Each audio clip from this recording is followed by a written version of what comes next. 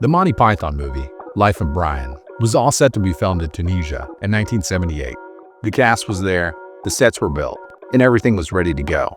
But just days before shooting began, the president of HandMade Films, the company financing the project, suddenly canceled everything. He considered the story obscene, sacrilegious, and far too risky. Overnight, the project was dead. Desperate, the Monty Python team started searching everywhere for help. That's when Eric Idle, a close friend of George Harrison, decided to call him.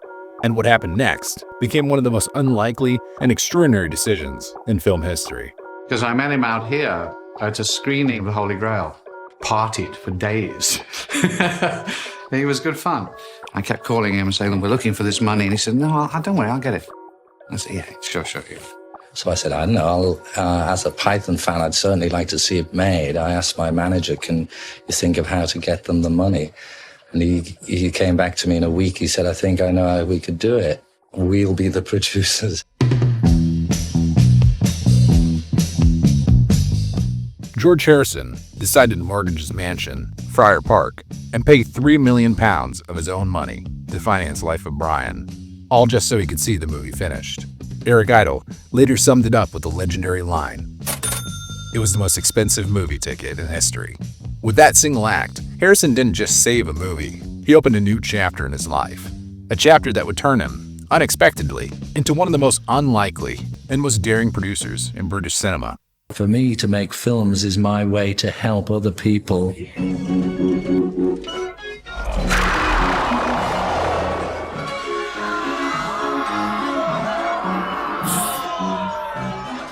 That's how HandMade Films was born, a company where George Harrison backed projects that major studios considered impossible. Life of Brian became a massive hit.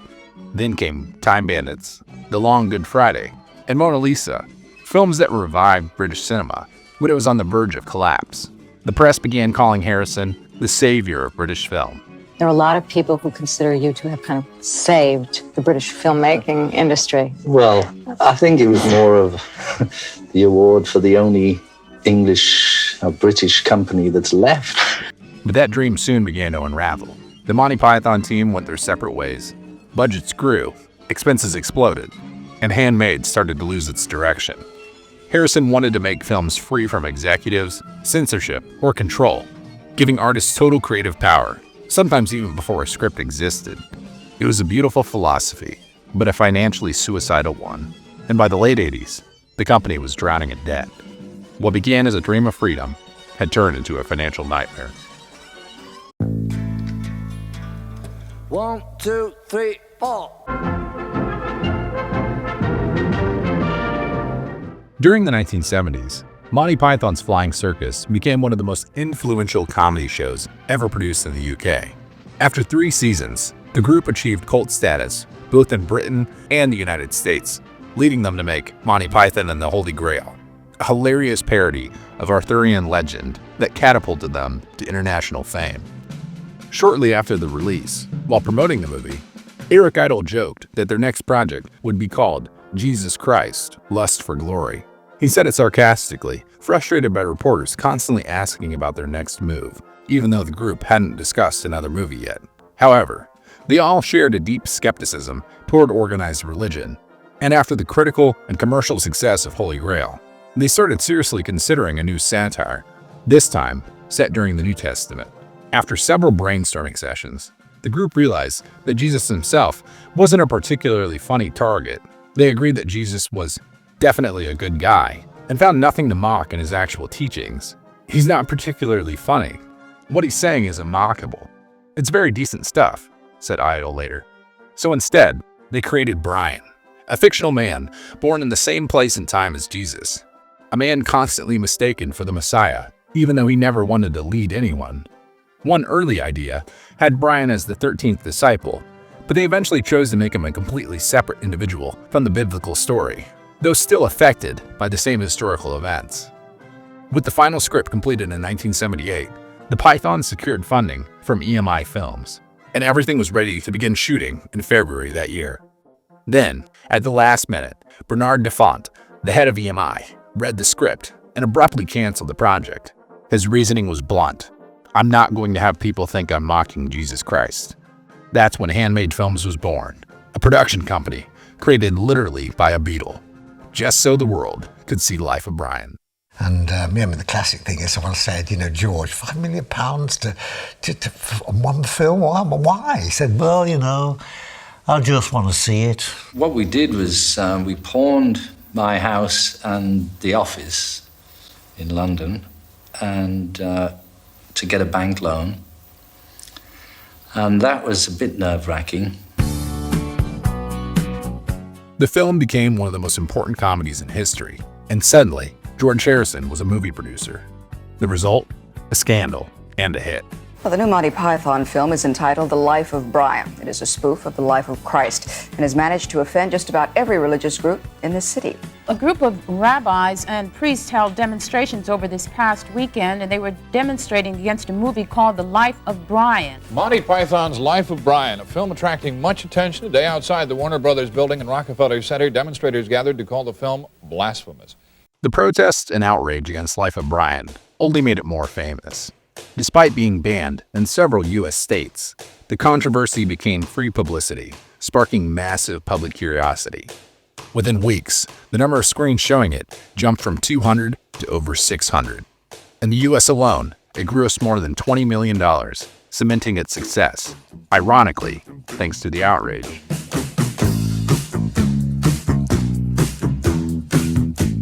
After the success of Life of Brian, HandMade Films quickly became something much bigger. George and his business partner began receiving scripts from all over the United Kingdom at a time when British cinema was in deep crisis. Major studios had shut down, and no one was willing to finance risky or unconventional projects. Unlike traditional studios, George refused to let creative decisions be made by committees or executives. He believed in complete artistic freedom. Once the Beatles broke up, it was clear that George liked the idea of being part of another group. And the Python gang was one that he admired what we did. He thought it was wonderful. He got involved. And oddly enough, as we were editing, he was there for a bit, and then he absented himself because he just thought, he thought these guys were geniuses and they knew exactly what they were doing. No, it was constant fighting. And that was always the strength of the group. He decided maybe it was best to know a little less about how we worked as a group because it was probably as fractious as the Beatles were. I suppose we weren't interested in what was the fights within the Beatles, or we didn't want to know. We just wanted to know the result. And I think that's what intrigued him, the result, not the way to get there. In 1980, they released The Long Good Friday, a gritty gangster thriller starring Bob Hoskins that redefined British crime cinema. A year later came Time Bandits, directed by Terry Gilliam, another massive hit. Suddenly, George Harrison wasn't just a legendary musician. He was being hailed as the savior of British film. We tend to do things which other companies don't do because, first of all, they're not really that commercial. And yet I think if something's really good, it deserves to be made. Last week, however, HandMade hit the box office charts with 2 films in the top 5 in London. HandMade was called HandMade because we were handmade. Everything was done in-house, including quite a lot of the marketing strategy. We designed posters because we had people like Terry Gilliam who would, do those designs, and we'd have people like Michael Palin and Derek Taylor who would come up with great bylines. This was all in-house, so this was like a giant band, and George loved being in a band. He missed the Beatles, he missed his mates, he missed working with people. He was a great collaborator. He loved being there. Over the next decade, HandMade produced more than 20 films, all marked by that distinct British tone, a mix of irony, melancholy, and absurd humor. But as the company grew, so did its problems.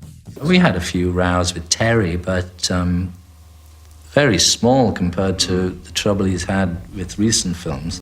Behind the success was a chaotic system. George trusted his partner, Dennis O'Brien, completely, leaving him in charge of finances while he focused on music and creative projects. But O'Brien began making increasingly risky decisions. Some films cost millions and earned almost nothing. Others never even reached theaters. And slowly, George's money started disappearing. By the mid-1980s, HandMade Films was on the verge of collapse. Are you sad to have lost Monty Python? I haven't lost Monty Python. They're still good friends of mine. If you mean the fact that we didn't produce their last film. I'm not sad. I didn't produce the first two. It was a pleasure to be able to, at that time, bail them out of that situation and come out of it with a film that was funny. You know, I'm happy whichever way things turn out. I don't try to hang on to, you know, rather hang on to friendships than business deals. Shanghai Surprise was the breaking point. The movie, starring Madonna and Sean Penn, was supposed to be HandMade's big international hit. Instead, it became a disaster. Harrison had enthusiastically financed the project, even composing songs for its soundtrack, but the shoot quickly turned into chaos. Massive egos, endless delays, and a script that changed almost daily. When the film was finally released, critics destroyed it, and audiences ignored it. It flopped catastrophically. For many, that failure marked the end of HandMade's golden era. But what truly hurt George wasn't the commercial loss. He had never cared much about money or success. What saddened him was watching the company he had built from passion and creative freedom lose its soul. The films no longer had the rebellious spirit of Life of Brian or Time Bandits. HandMade was turning into a conventional studio, pressured by investors, catering to Hollywood stars, and losing that raw, distinctly British heart. By the late 80s, George felt uncomfortable, almost out of place within his own company. The dream of supporting free-thinking artists had become a corporate machine that no longer represented him. Shanghai Surprise wasn't just the start of the financial downfall. It was the moment George realized his spiritual vision couldn't coexist with the realities of the film business. And what's your ambition for HandMade now? HandMade? I don't have many ambitions at all, not for HandMade, not for anything really. I think ambition is something you have to try and get rid of. After a series of box office flops and the enormous debts accumulated by Dennis O'Brien, debts guaranteed by Harrison himself, the company's finances became unsustainable. HandMade Films officially shut down in 1991 and was sold 3 years later to Paragon Entertainment Corporation, a Canadian company. George sued O'Brien for $25 million, accusing him of fraud and negligence. He won the case, but recovered only a fraction of what he had lost. I think that's the main criteria for its success, is the fact that it's still here now. But, you know, have a look at my bank balance. It's not really that successful. By the early 1990s, George's finances weren't ruined, but they were fragile. Despite the success of his Cloud 9 album and his Japanese tour, he had lost millions through HandMade and through a manager who had also defrauded him. I don't see any big mystique about the film business. In fact, I don't really think the film business is all it's cracked up to be, really. It's widely believed that these financial pressures pushed him to participate in the Beatles' anthology project in the mid-1990s. Harrison agreed to reunite with Paul and Ringo under two conditions: that Jeff Lynne would produce, and that they wouldn't have to play any old Beatles songs. The project helped stabilize his finances, but more importantly, it led him to reconcile with his own past. Got my speech here. Thank you all for coming. Now, fuck off.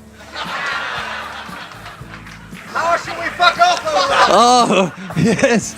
Just fuck off. I don't care. Just get out of here. Wait. I'd like to thank the Pythons for getting me into all this mess, another fine mess you got me into. But really, you know, I love them so much, they'd be embarrassed if they ever realized.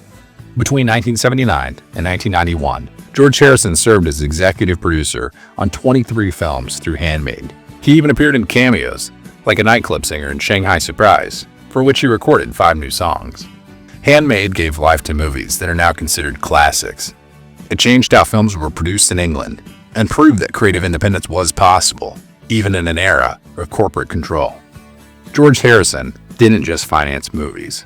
He financed dreams, rebellion, and creative freedom. And although he lost money, he gained something far more valuable: the certainty that art, when born from the heart, is never truly a loss. Anyway, I love you all, and it's a pleasure to pretend to be in the film business in this stupid life, the cartoon world we're living in.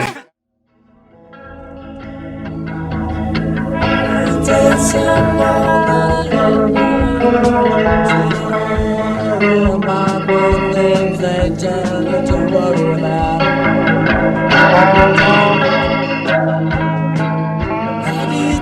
someone